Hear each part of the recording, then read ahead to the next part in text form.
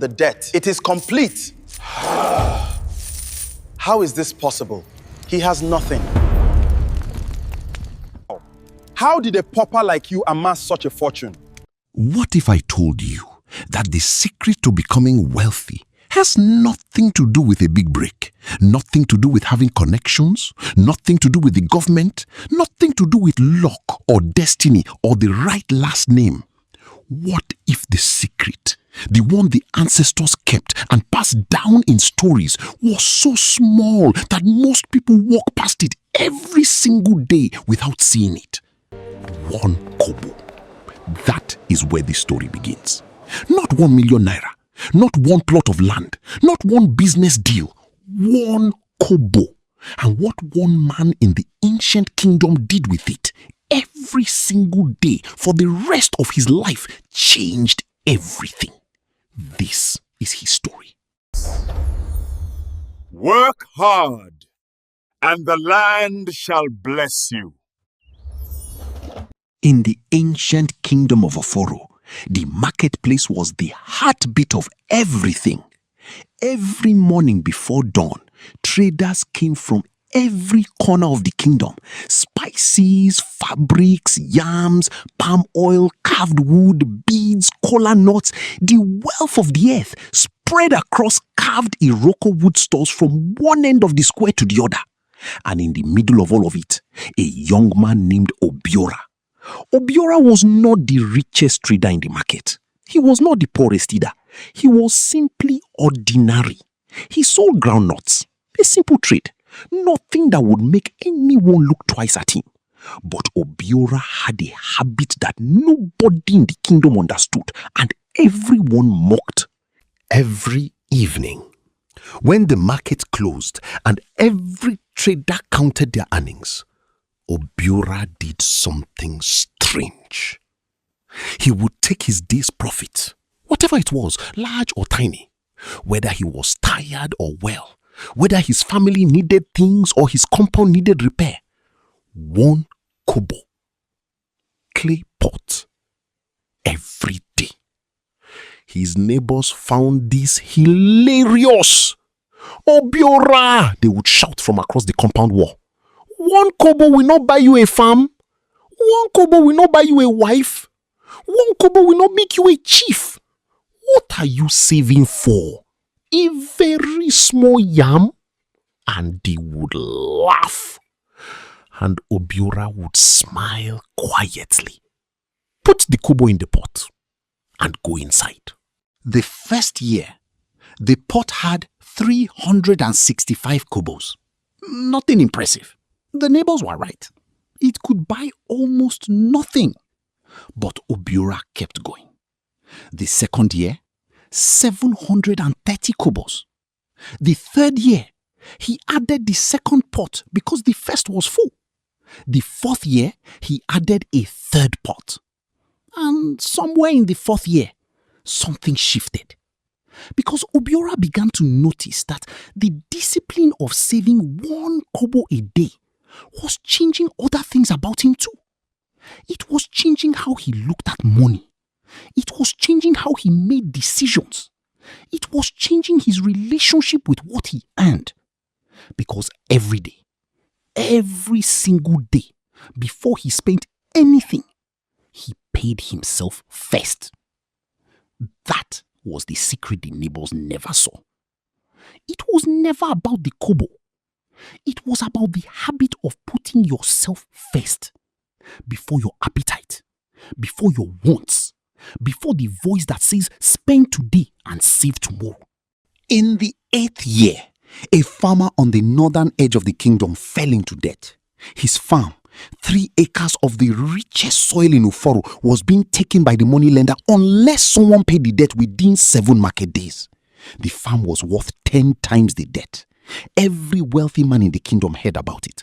Every one of them calculated that buying that farm would double their wealth within 2 harvest seasons. But none of them had liquid money available. Their wealth was tied up in goods, in trades, in deals that were not yet completed. Every wealthy man in Uforo, and there were many, could not produce the cash within 7 market days.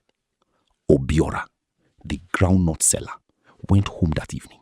He took out his clay pots. He counted quietly. He went to bed. The next morning, he walked to the money lender, placed the exact amount of the debt on the table, and bought the farm with the 1 kobo a day he had been saving for 8 years. The kingdom was shocked. The wealthy men, the traders with gold, the chiefs with cattle, the merchants with warehouses looked at Obiora the groundnut seller, and they could not understand what had happened. Where did this money come from? They demanded. From 1 kobo a day, Obiora said simply. They laughed. That is impossible. Count the days, Obiora said. Count the years. Count the kobos. The mathematics does not lie, even when the man is laughing at the kobo. The moneylender, who had seen many things in his long years of lending, leaned forward and said to the wealthy men around him, "He is right. And do you know why none of you could match him today? Because he had the money where it could be used. In a pot, waiting, patient. Yours is in deals and goods and tomorrow's promises. His was always ready for today's opportunity. The man who saves small consistently is always ready for the opportunity that the man who earns big but saves nothing can never seize." By the time Obiora was 50, the farm he bought became 4 farms. The 4 farms employed 30 workers from the kingdom. The 30 workers fed 30 families. The 30 families raised children who became traders, builders, teachers, and guards of the kingdom. All of it, every tree, every crop, every family fed, every life touched, grew from 1 kobo a day. Not from a miracle, not from a connection, not from one big deal that changed everything overnight. From 1 kobo every day. A clay pot in the corner, and the discipline to fill it before anything else. The neighbors who laughed, some of them came to work on Obiora's farms. They never made the connection between the laughter and the labor. Most people never do. And so, the ancestors of Uforo say this: the river does not fill in one day. The baobab tree does not grow in one season.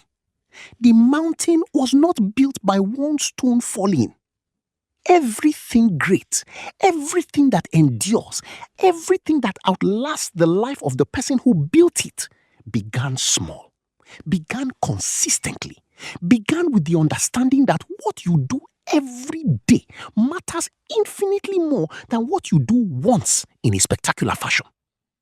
There are people in your life right now who earn more than you, who have more connections than you, who are born into more opportunity than you.